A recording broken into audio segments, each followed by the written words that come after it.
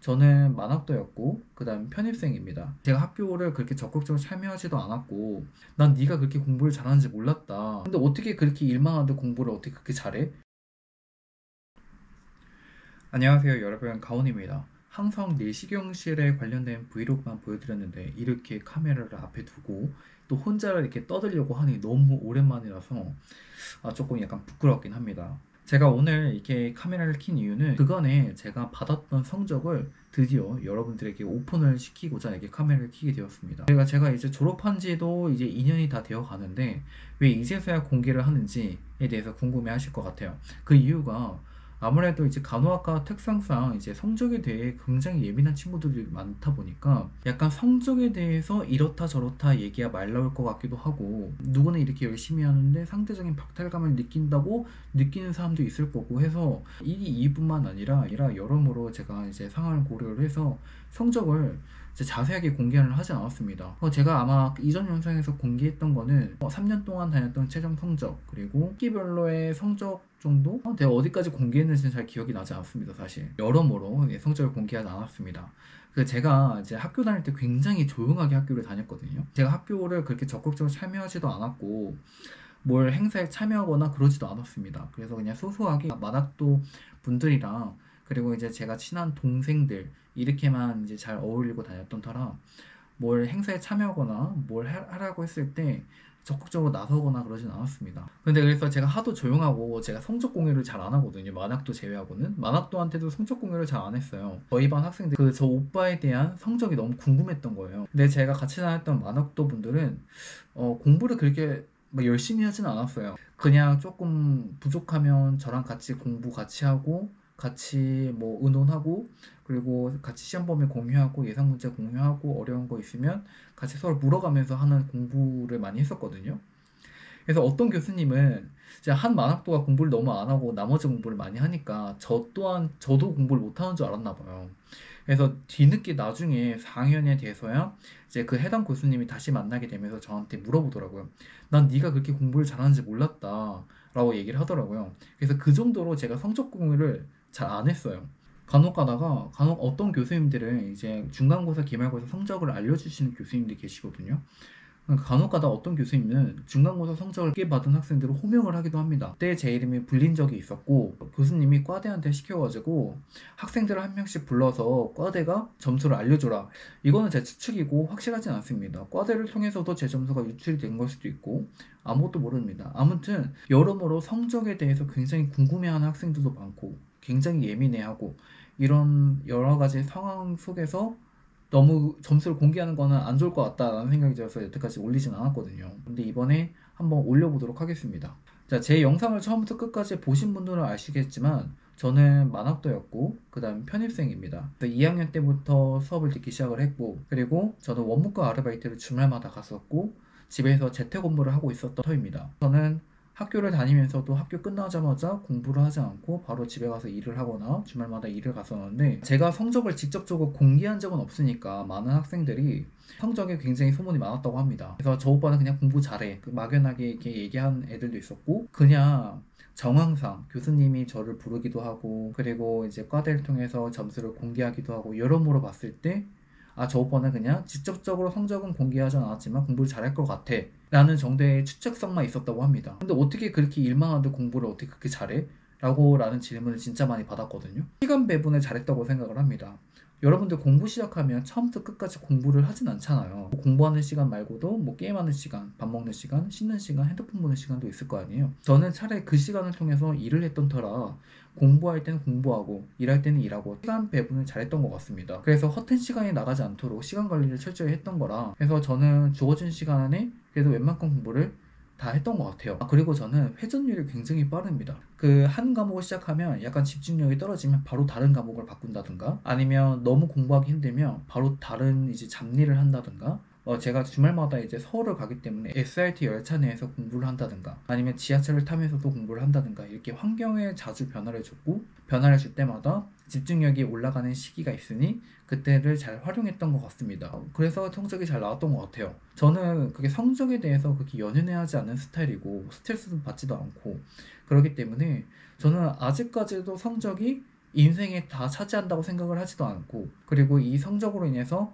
좋은 기업이나 좋은 회사, 좋은 병원을 간다고 생각하지도 않고, 그렇기 때문에 저는 성적은 그냥 일부지 그렇게 스트레스 받아가면서 할 건 아니라라는 주의입니다. 그래서 제 성적을 보시면 전체적으로 봤을 때는 4점대이긴 합니다. 근데 3학년, 그러니까 4학년 1학기, 2023년 4학년 1학기 때는 3점대로 떨어졌거든요. 근데 저는 이때도 평상시처럼 이렇게 공부를 했는데 그렇게 스트레스 받지 않고, 아 그냥 이제 떨어졌네, 뭐 떨어질 때도 있고 올라갈 때도 있는 거니까, 워낙 폭이 클 수도 있는 거니까 그렇게 대해서 뭐 신경 쓰지는 않았습니다. 교수님들이 이제 성적을 공개를 할 때 한 A4용지에다가 써가지고 와가지고 이렇게 가려가면서 한 학생이 나올 때마다 이 가려서 그 학생, 해당 학생 이름만 보이게 해가지고 나머지 학생들을 다 가리게 해서 보여주는 교수님이 있는 반면에, 어떤 교수님들은 다 찢어와요. 다 찢어가지고 그 학생 호명해서 그 찢은 쪽지를 줍니다. 그럼 거기에 성적표가 다 써져 있거든요. 성적이 그렇게 궁금해하지 않았던 터라 항상 그 찢은 종이를 받게 되면 그냥 안 봅니다. 안 보고 그냥 버려요. 제가 확인도 안 해요.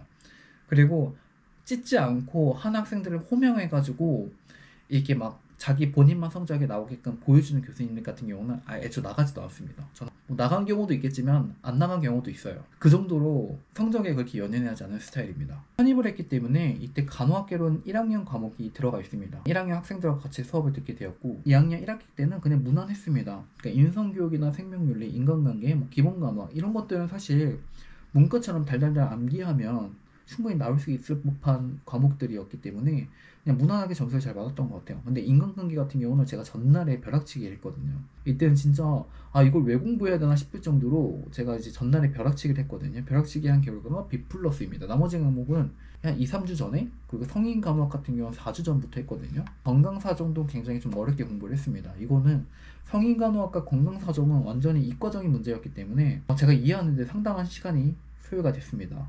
그리고 제가 이렇게 공부를 열심히 한 것도 사실 제가 문과여서인 것도 있어요. 이과가 아니다 보니까 과학적인 지식이 거의 없거든요. 근데 이제 간호사는 이제 현장에 나가면 이과적인 지식을 많이 알아야 되는데 무시는 받지 말아야지라는 생각으로 약간 제 지식 습득을 목적으로 공부를 했던 것 같아요. 2학년 2학기 때 같은 경우는 이것도 사실 암기만 하면 문제가 어렵게 나오진 않았습니다. 상담 이론은 오픈북이었어요. 시험이 자체가 이게 400페이지짜리 책이었거든요. 근데 이 400페이지를 다 거의 대충 읽고 들어갔습니다. 거기에 어떤 키워드가 나오는지만 표시만 해놓고 시험장에 들어가서 오픈북으로 시험을 봤습니다. 그래서 잘 찾아서 그래도 A 정도 나왔던 것 같아요. 그래서 90점을 맞아서 딱 턱걸이로 A를 맞았습니다. 기본간호학도 암기 과목이고 성인간호학도 나쁘지 않게 받았습니다. 이때도 잘 이해가 되지 않았지만 무작정 암기를 했습니다. 성인간호학은. 여성건강간호학은 이거는 암기를 해도 못 풀겠어요. 이해도 안 된 상태에서 암기를 하니까 너무 어려운 거예요. 활용도 못하겠고 잘 모르겠고, 그러다 보니까 이 여성건강간호학은 제가 국가고시 볼 때까지도 괴롭히는 과목 중에 하나입니다. 진짜 지금도 이해가 잘 안 돼요. 비판적 사고 같은 경우는 교양 과목에 가깝기 때문에 이것도 하루 전날에 공부를 했습니다. 3학기 때부터는 실습이 나가기 때문에 시험 범위를 다 공부하지 못한 상태에서 시험장에 들어간 적이 진짜 많아요. 그럼에도 불구하고 다 A를 맞았다? 제 생각에는 모든 학생들이 다 저 같은 똑같은 마인드이지 않을까라는 생각이 들어요. 실습도 나가고 공부해야 할 분량은 더 많고 아마 다른 학생들도 다 못 보고 들어가지 않았을까라는 생각이 듭니다. 나는 이때 여성건강간호학이 왜 A가 나오는지 모르겠어요. 3학기 2학기 이때는 실습 과목이 다 A+가 나왔습니다. 저는 지금도 이해가 안 돼요. 제가 왜 실습 점수가 너무 낮게 나오면 왜 나왔나요? 이렇게 물어보면 수간호사 선생님이 평가를 낮게 줘서. 왜 높게 나왔나요? 이렇게 물어보면 이론이나 과제 점수가 높아서. 근데 사실 수간호사 선생님 평가하기에는 너무 많은 학생들이 있거든요. 거기 우리 학교 학생들만 나가는 것이 아니라 다른 학교 학생들도 나가기 때문에 이게 과연 가능한 일인가, 한 학생들을 이렇게 평가하기가 개개인적으로 그렇게 관찰력이 뛰어난가. 그렇다고 수간호사 선생님은 우리만 보고 있는 것도 아니야 사실. 근데 잘 모르겠어요. 이 실습은 복불복인 것 같아 내 생각에. 아동 청소년 간호학 같은 경우는 B+ 나왔는데 저는 여성 건강에 이어서도 아동 청소년도 진짜 어려워했습니다. 여성 건강 간호학이 A가 계속 나오는 이유는 제 생각에는 그냥 무작정 암기해서예요. 이거는 이해 다 필요 없습니다. 그냥 다 암기해서입니다. 이해했는지도 안 했는지도 모르는 상태에서 그냥. 아동 청소년 간호학도 마찬가지예요. 이해 다 필요 없습니다. 그냥 암기만 했습니다. 제가 이거 아직도 기억나는 게 성인 간호학 파트가 심장 파트였거든요. 이때가 너무 어려운 거예요. 심장 파트가. 와 진짜 너무 이해가 안 돼서 그냥 달달달 외웠더니 결과가 이렇게 나왔습니다. 4학년 1학기 때는 간호연구 빅데이터는 하루 전날에 공부를 했고, 그리고 시뮬레이션 실습은 사실 이거 실습은 기말고사 때 딱 한 번 보고 중간고사 시험은 없거든요. 기말고사 보기 전까지는 계속 실습을 통해서 시험을 평가를 봅니다. 그래서 이것도 실습 점수가 비중이 높은 만큼 잘 못했는지 빗불이 나왔는데, 이거는 수강서 평가가 아니라 교수님 평가입니다.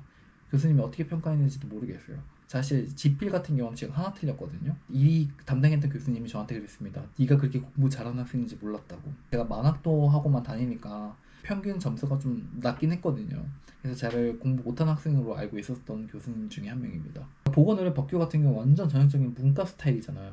암 달달 암기하는 거. 그거 덕분에 100점이라는 A 플러스 점수를 받게 되었고, 국제간호학이나 케어 코디네이터 같은 경우는 이게 또 하루 전날에 공부를 했습니다. 이때 교수님이 이제 국시 공부를 해야 된다고 자기 과목에 대한 부담감을 줄여주기 위해서 시험 범위를 축소하거나 어떤 게 나올 거라는 걸 다 찝어주셨습니다. 그래서 그것만 달달달 외워갔더니 그냥 뭐 무난하게 나왔던 것 같습니다. 성의간호는 A 플러스가 나왔고, 너무 스트레스 받아가면서 공부를 하진 않았습니다. 굳이 받더라면 그냥 너무 빡세게 일정을 빡세게 살아서 인생에 있어서 공부가 전체가 아닙니다. 제가 이제 강연을 나가고 강연 나가면서 학생들한테 일러주는 말이, 진짜 공부가 인생의 전부가 아니다. 단지 주어진 일에만 최선을 다해라. 라는 말만 주구장창 하고 옵니다. 아무튼 여러분, 오늘도 고생하셨고 편안한 밤 보내시기 바랍니다.